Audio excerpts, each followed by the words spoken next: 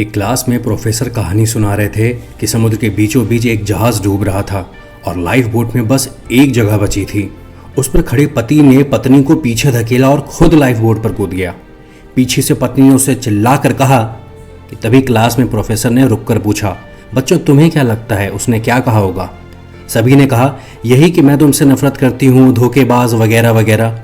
लेकिन एक लड़का चुप था। प्रोफेसर ने उससे पूछा तो उसका जवाब था कि उसकी पत्नी ने बोला होगा कि हमारे बच्चे का ख्याल रखना। प्रोफेसर ने पूछा तुमने ऐसा क्यों कहा? बच्चे ने बताया कि मरते वक्त उसकी बीमार माँ ने उसके पिता से यही कहा था। प्रोफेसर ने कहा तुम्हारा जवाब सही है।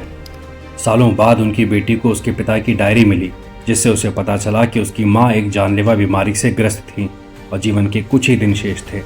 उसके पिता ने अपनी पत्नी की याद में लिखा था कि तुम्हारे बिना जीने का कोई मतलब नहीं था, पर तुम्हें खोकर भी मैं हमारी संतान को अकेला नहीं छोड़ सकता था। कभी जो हमें स्वार्थ दिखता है वो शायद किसी का सबसे गहरा प्रेम हो सकता है, बस उस वक्त हम समझ नहीं पाते। दोस्तों ये कहानी है वैदिक सिस्टम की नई सीरीज आत्मचिंतन से। Must follow, subscribe and do like, comment and share.